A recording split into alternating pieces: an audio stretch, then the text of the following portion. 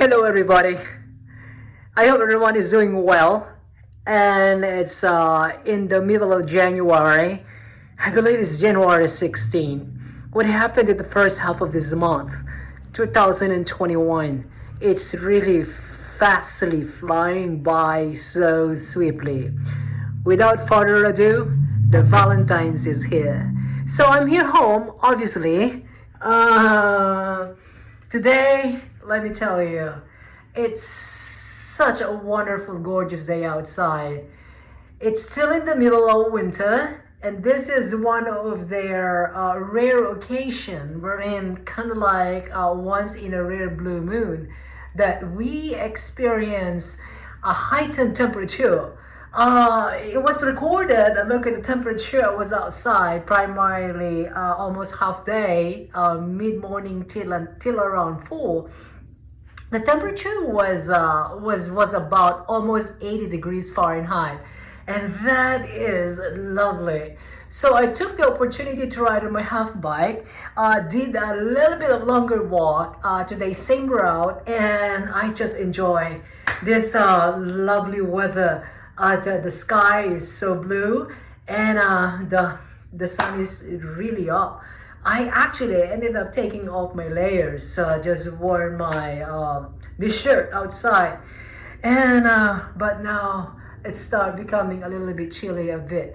Anyway, it's still winter. It's January 16. As a matter of fact, it's a weekend. And I do have a 3-day weekend. We do have a 3-day weekend here in the States because is a celebration of the birthday of Martin Luther. Let me just take a sip. This is refreshing. This is my lemonade. I put some of the Japanese water, and the Japanese water is simply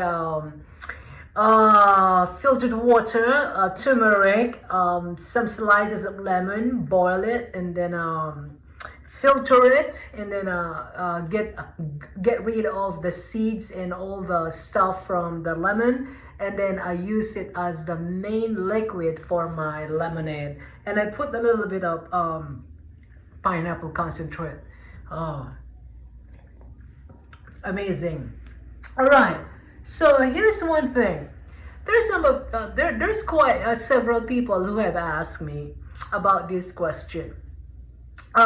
Because these people know that I travel, and it's of course pandemic. They've asked me, can you travel during pandemic?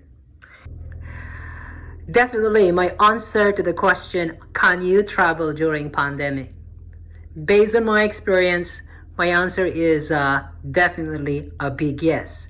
That if you do not condemn traveling, which I don't. I think it's because traveling has been a part of my life. Actually, I started traveling internationally back in 2009. No, but wait. I started traveling actually as early as 2001 and 2002. The first time I left the country, when I did a road trip to Canada. It took me 3 days, and that was my very first time to leave the United States and visit another country, and that is Canada.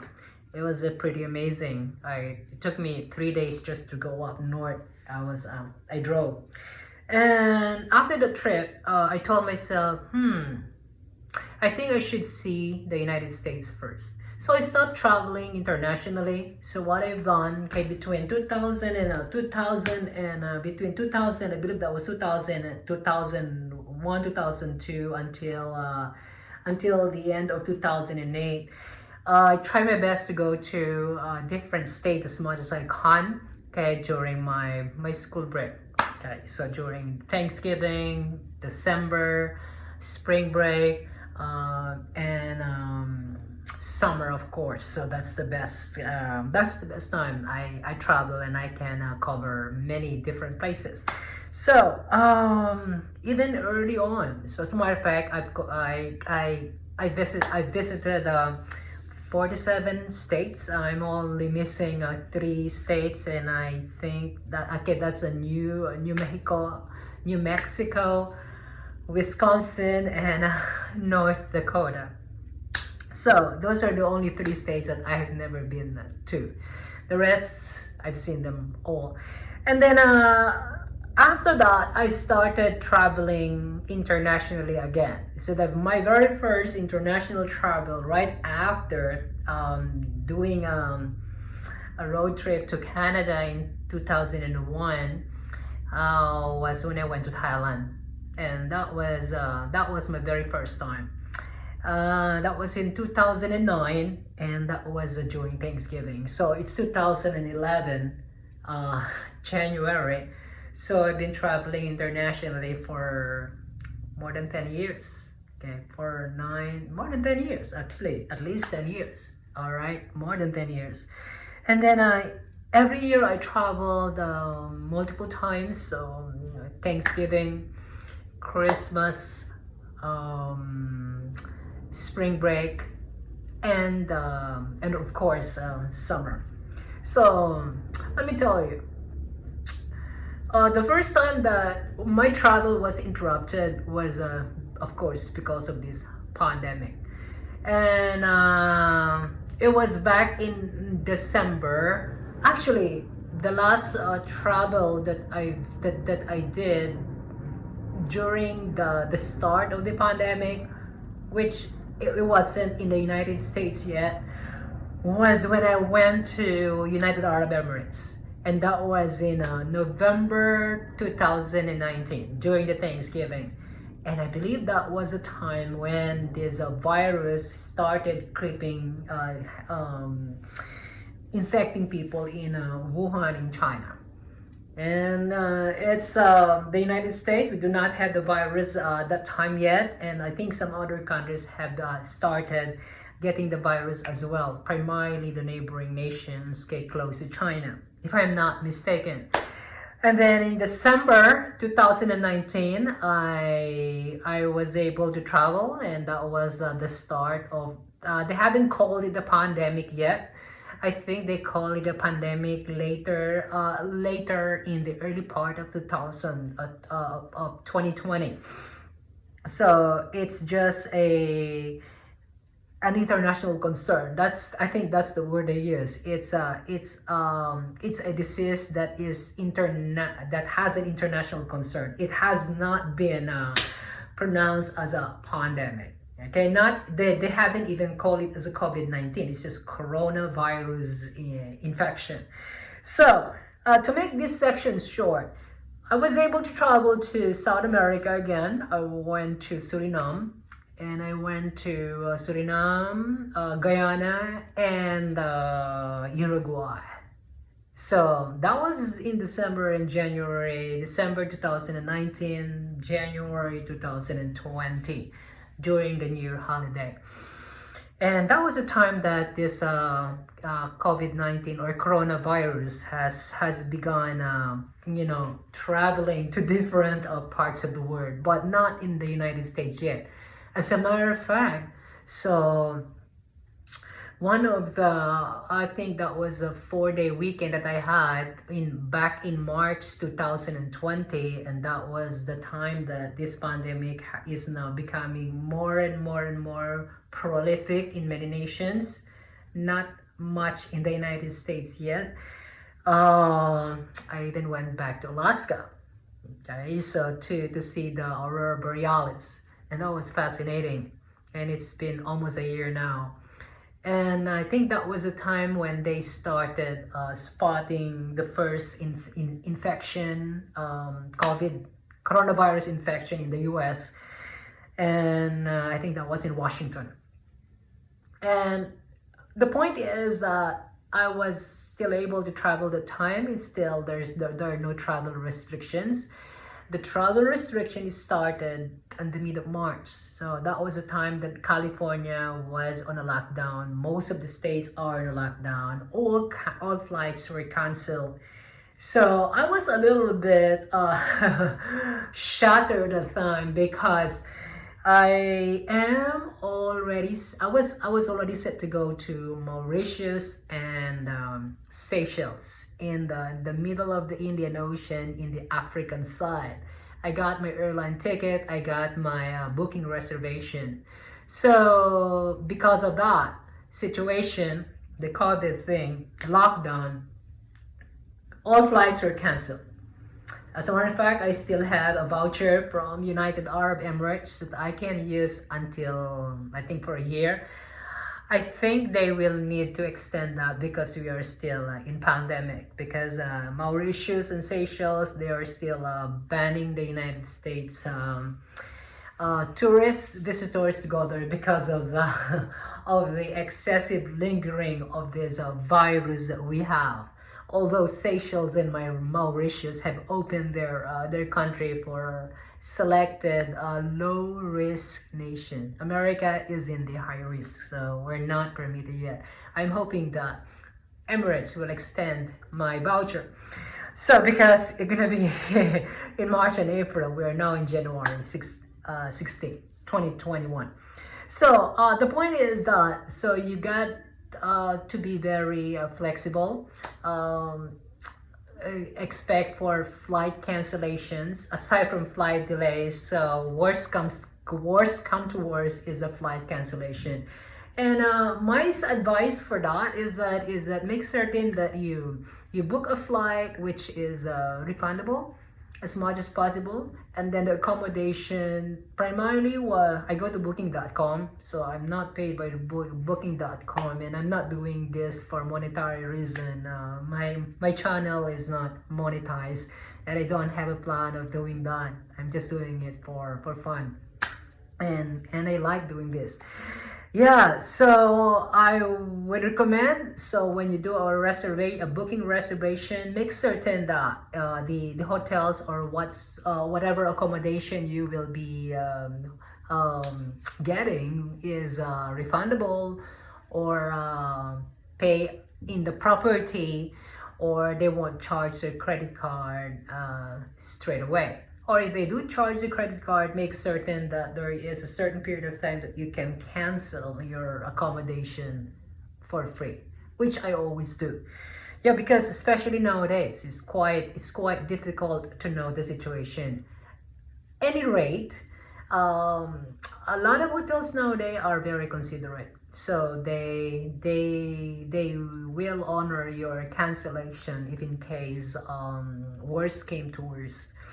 Let us say, for example, a person got tested negative, and then you just inform the hotel and even the airline nowadays that they will be open-minded to give you a refund, or primarily it's not a refund, they give you a voucher, which happened to me. But in booking.com, so I got refunded. And also one thing, most of the hotels that I booked for my Seychelles and Mauritius travel for that particular spring break holiday, they're all pay in the property, so I'm good. So another thing is that another example, another flight cancellation, my trip to Maldives. It was just recent. As a matter of fact, I was planning to go to Maldives back in July, because I believe that was the time that Maldives had begun opening their tourism. I already made a reservation with Thai Airlines, but apparently Thai Airlines stopped flying to the Maldives, so the flight was canceled. They gave me a refund anyway, which is the good thing. So that it's beyond my control. So the Thai Airlines gave me a refund for my airfare in heading to Maldives, and that was supposed to be in June. That's why I ended up not going to Maldives that time. And incidentally, many Caribbean nations back in June and July have started easing up their travel restrictions and allowing tourists to visit the country, because of course a lot Caribbean nations get the primary source of economy is tourism.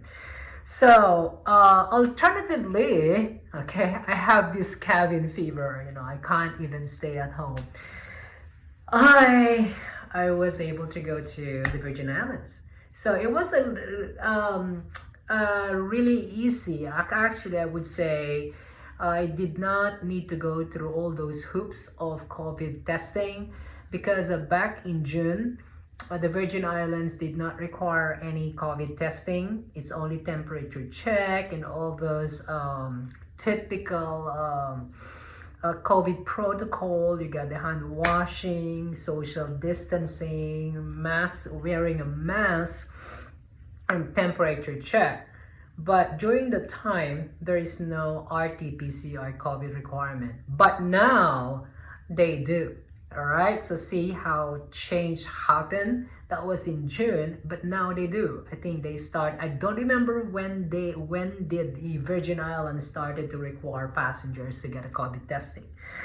And also in Tanzania, I went to Tanzania in July, tail end of July, and there was no COVID testing. It's only those typical protocols, hand washing, social distancing, temperature check, and I was able to go. All right, that was in July, mid of July. That was in mid of July of this year. So that was during the height of the pandemic. But during those days, so these two countries that I mentioned, Virgin Islands and Tanzania, they do not have this restriction that you need to have a COVID test. But now those two countries, they do require.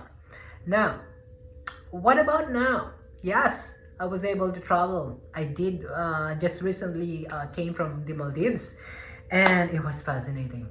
So, but this time there are several protocols that I need to do prior to my arrival, similar to my trip to Antigua and Barbuda back in November. So before Maldives, I went to Antigua and Barbuda in the Caribbean as well, and that was my first time to undergo a COVID test.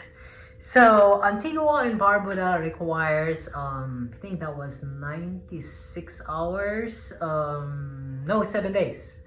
They require a 7-day period of negative RT-PCR COVID testing.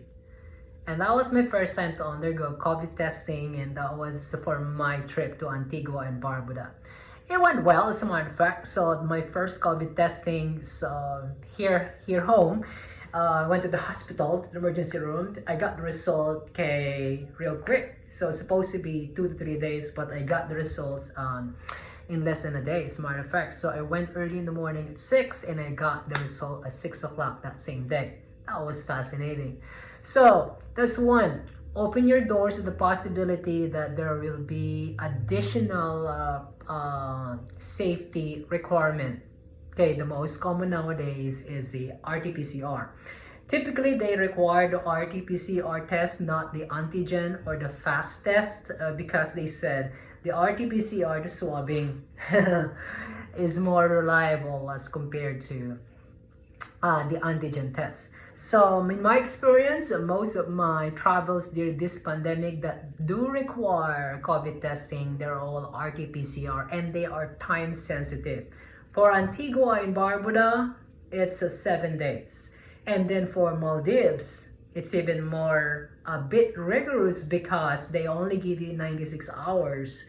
And then at the first point of your embarkation, you should have this 96 hours negative COVID. I would say result. I'm losing the word. And then and on your way back, the Maldives immigration require another COVID testing. So this trip to Maldives is even more, I would say, strict as compared to Antigua and Barbuda. I need not to undergo another COVID testing before leaving Antigua and Barbuda. Okay, even also entering the United States. There's not even a temperature check, okay, in the States back in June, and even now, okay, so January. But there are now protocols being followed by primarily COVID requirement here to all travelers going to the States. The CDC just required that to all passengers. Now it's becoming a little bit stricter, I think, which is good, to minimize, or I would say, to flatten the curve, hopefully, in this country. So anyway, so that is in Maldives. So I needed to undergo another COVID testing requirement of the Maldives immigration. So 72 hours negative RT-PCR. Again, the swabbing. As a matter of fact, in Maldives, they need the nose and the throat. Here, I never had a throat. So in Maldives, one nostril and then one throat. But here in the States, just the two nostrils and that's it. And I think I like two nostrils and the throat because I kind of like choke a bit when they did it to me. But anyway, it's a quite easy process though. It's not, for me, it's not daunting. But my point is that during this pandemic travel, so as I said, if you don't condemn traveling, you want to make certain that you prepare yourself for extra, I would say, health protocols, and expect some cancellations of your flights, and aside from the flight delays, okay. And the good side is I noticed that the airline is cleaner, right? So particularly, let's say Turkish Airlines, so they clean the loo or the restroom or the lavatory very frequent. They lock the door and it's for cleaning. And each time I go, it's pretty clean. And I think there's nothing to worry about traveling this pandemic, as long as okay, you search the protocols, the established protocols, as well as you make a plan. Yeah, traveling this pandemic, which I think we just need to live with it. That is, if you don't condemn traveling, is just have a lot of patience and then do a lot of research, and just simply follow the protocol and monitor the changes, because many times things change, okay, dramatically. Let me give you an example. On my way back from the Maldives, Turkey Turkey started requiring a COVID testing. When I was planning my trip to Maldives, there was no requirement. So, and when I was in Malé, I was already in Maldives. I was watching the news, which is a good thing to watch the news, or at least stay connected and see what's going on, especially at this time. And they mentioned that anybody traveling to Turkey, regardless whether you are just transiting, a layover, connecting, or visiting the country, you gotta have the 72-hour RT-PCR COVID test. As a matter of fact, I did not freak out because I was already mindset that I will undergo a 72-hour COVID testing, because even before going to Maldives, I knew that ahead of time, meaning for Maldives, because that is the requirement of the immigration of Maldives for any traveler to Maldives during this time, aside from the 96-hour COVID RT-PCR test upon your departure at the first point of embarkation. In my case, San Francisco, they do check it, by the way, and you have to upload your information to the health declaration at least 24 hours before your flight. So I did not freak out because I am already mindset to undergo RT-PCR tests 72 hours before my flight from Maldives back home. Another example, now, the CDC just recently announced that anybody traveling to the United States will have to present a COVID negative test. And I believe it's also 72 hours, so that is 3 days. So that's the reason why I'm set to go to Aruba, okay, in March and April for the spring break. So I already got my reservation, I'm already mindset, and I noticed that many countries now, including Aruba, are now they have this COVID testing available for anybody, okay, visiting, let's say, Aruba, heading back to the United States, have this COVID testing facility, just like in Maldives. So they do have this COVID testing facility. I went to the hospital in Male, and it was pretty efficient, as a matter of fact. So I got the result that same day. So in other words, traveling this pandemic is highly possible. Once again, if you do not condemn traveling. All right. So the reason why I travel, because it's very enriching. It's as I said a while ago, it's I think it's part of my life. I've been traveling for quite a while, and I've gained so much experience, okay, knowing the people, knowing the surrounding. It's just like, hey, I'm not the only one here in the world. And then you meet a lot of people, and you got to know other culture as well. All right. So what else can I say? Yeah. So do a lot of research. Prepare yourself for any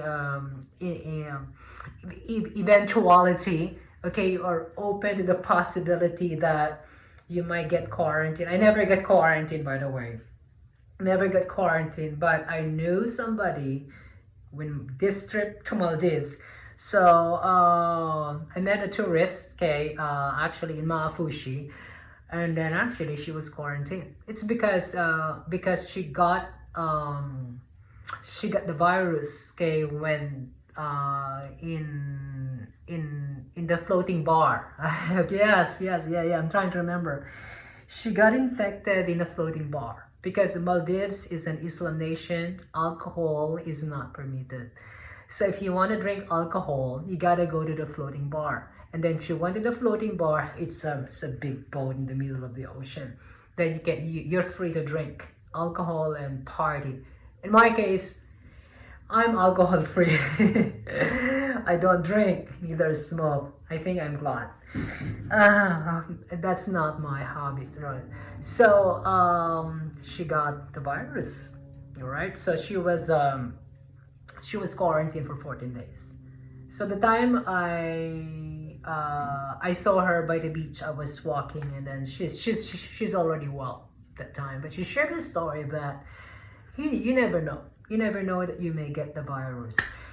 She got the virus. So another thing is that open the possibility that you will be subject to many health protocol procedures, like as I said, COVID testing, temperature checking. And take it as a positive experience. In my case, I take it as a positive experience because it is also for my own benefit and for the benefit of the people that I may encounter eventually, your friends, your family. And then also I think testing before flight is great because pretty much you do have this peace of mind, at least to a certain degree, that all passengers in that airline have been COVID tested. So they're all, because they actually check, and they check the number of hours. Yeah, they do. You even need, like for example, in my experience to Maldives, I needed to even enter information to this online health declaration, okay, at least 24 hours before my flight. All right, okay, so it's getting a little bit sunset now, as a matter of fact. So it's getting a little bit gloomier and gloomier. That's why you see I turned the lights on now. Anyway, so I hope everyone is having a great day, and it's a weekend, as I said. Once again, traveling is not arriving to a new destination. It is looking at the word in a different perspective. Give that smile and the word will smile at you. Cheers. Be safe. Bye. And God bless everybody.